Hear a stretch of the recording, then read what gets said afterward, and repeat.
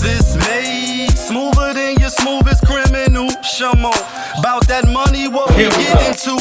Shamo, about that money, get residuals. Shamo. What it do, people? You're now tuned in. Popovich Popovich TV. Oh yeah. We live, we rolling, we unscripted, we authentic, that feeling back up in here one more again.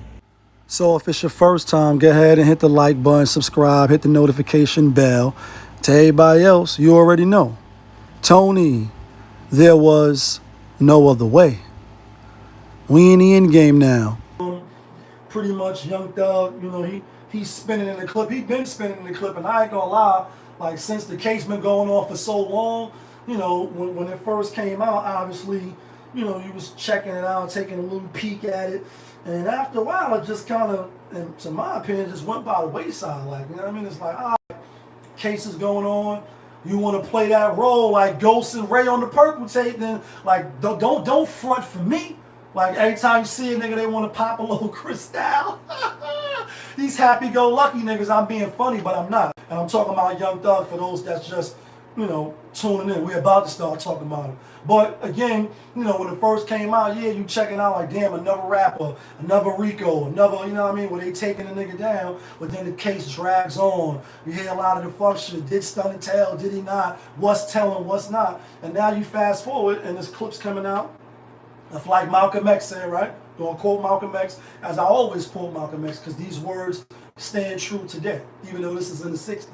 He said, it's a vicious, corrupt, hypocritical system that has castrated the black man. That's his words. As far as the court system, the Judeo system, like, and this is what they do. So pretty much, if you didn't see the clip, and I'm gonna play it right now, you know, some backdoor shit is going on in your honor, in your chambers, right? Some shit going on I'm not privy to.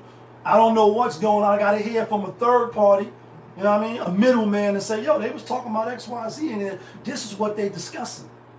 And so this is the clip right here. You haven't answered my question yet. I'm not going to answer that question.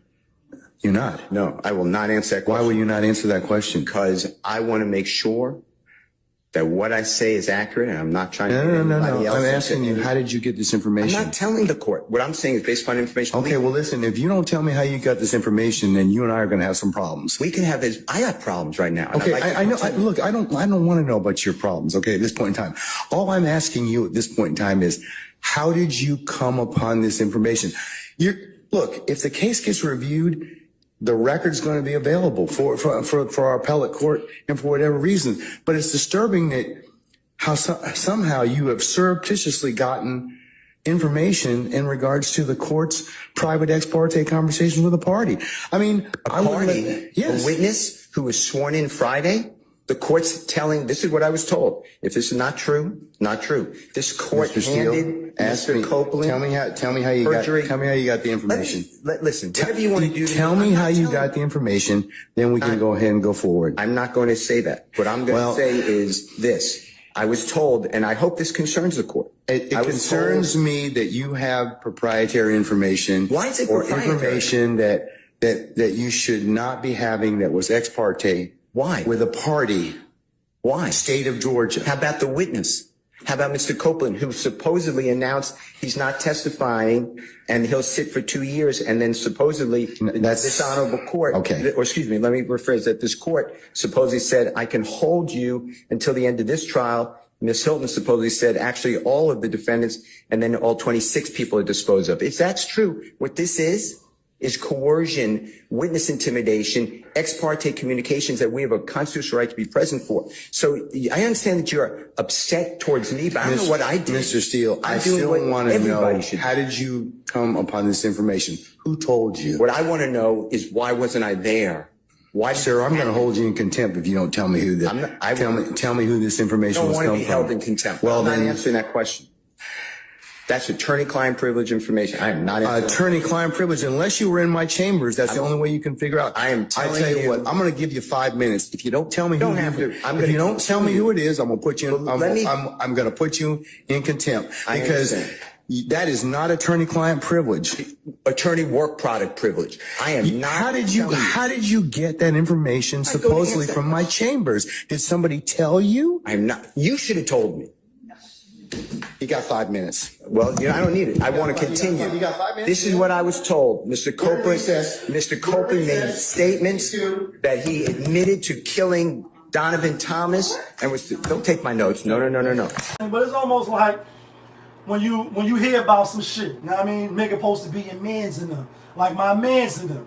Cause whatever you doing, my mans in them is doing. You know what I mean? Like, D, why you always gotta be getting crazy on these niggas? Like, dog, that's my mans in them. And I'm being funny, but I'm not. And, you know, you hear some fuck shit about you. One, that's not true, right? It's not true. Then when you approach the person about it, because you're going to stand on business, and it's like, yo, you know what I mean, Tyrone or whatever, you know what I mean, Shakima, whatever it is, like, yo, I heard some foul shit that you was talking about me. I heard some foul shit you was talking about me. And the person is not concerned about what was said, the facts. Like, you was talking shit about me, and how Dre said, notice when you talk with my back to me, know that it always get back to me. Like, I heard about the shit. I'm addressing you on some man-to-man shit, or some woman-to-woman shit, like the song, woman-to-woman, and all you worrying about is who told you. No, fuck who told me, because that doesn't really matter. What matters is, did you say what I heard you said? And if so, then, you know, what's the problem? Why you talking behind my back? Why you can't tell me in my face? Or what's the jealousy, envy? What's the issue? Let's see if we can hash that out. A lot of times in those circumstances, when you find out somebody talking about you, or as we call backbiting, they eating your flesh, as we say in Islam, when you backbite, you know, the analogy, and this is why you shouldn't do it. This is how foul it is. This is how nasty it is. In Islam, right? They say when you backbite, it's like eating the flesh of a dead relative, a dead brother, a dead sister. That's how wicked it is. So just think about that first, right? Put that in perspective. When you talking about people behind their back and this slander and this lies, and even when it's true, you know what I mean? Like, unless it's certain instances where that can be acceptable at. But just, I'm talking about just like randomly, we cool, you cool, and every time one person is not around, yo, this bitch house dirty, this nigga don't take care of his kids, and then right the next day or an hour later, y'all playing ball together. You spotting a nigga, you know what I mean? You know what I mean? Like, y'all hanging out together, or y'all in the club together. Then when you back with the other friend, yeah, you know, this nigga ain't even want to pay for his drinks, or nigga had to have me front him $50 or whatever. Then when you finally hear the shit, you know what I mean, from the third party or from somebody else, and you run down, so to speak, and you trying to, like, yo, my nigga, sure, you know what I mean? You was just saying XYZ about me, but we just was in the gym. You know what I mean? We just was in the club or whatever. What's up? They don't address what they say. They don't address the foul, fucked up part. They don't even want to know about who you heard it from. That, you know what I mean? So they could try to deflect and say, well, you know, the party wasn't credible, or they gonna run this on you. Man, I know you for years, or you gonna believe them or you gonna believe me? They hit you with that, try to force you to choose red pill, blue pill. Like, come on, I know you said the shit. And that's what the judge is doing in this case right here. And again, I wasn't in the chambers. I don't know all the legalities and all of the, you know, the ins and outs of the Young Thug trial. You know what I mean? I know it's going on for a pretty long time. And I know it's a lot of fuck shit going on. You know what I mean? And those type of cases, we often see too many times where, you know, the system, although you even may be guilty, because I can say that too, like, you could be guilty, but they still got to prove you guilty. So now it's like my word against yours, and you try to discredit the person that came back and told you. And that's all the judge doing. He like, who told you? How did you hear about something that happened in my changes? No, fuck what I heard. What I heard is what I heard. The real thing is why you didn't tell me. Why wasn't I present inside the chambers too when y'all was having this party? Why wasn't I there? Why wasn't I privy to the same information that the DA and the people I'm going against? Why am I not hearing the same thing that they're hearing?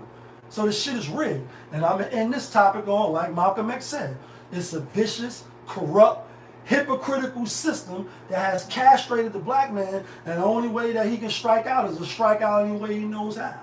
And that's it. That's the words of the late, great Malcolm X. You know, I ain't wishing Gel on Young Thug.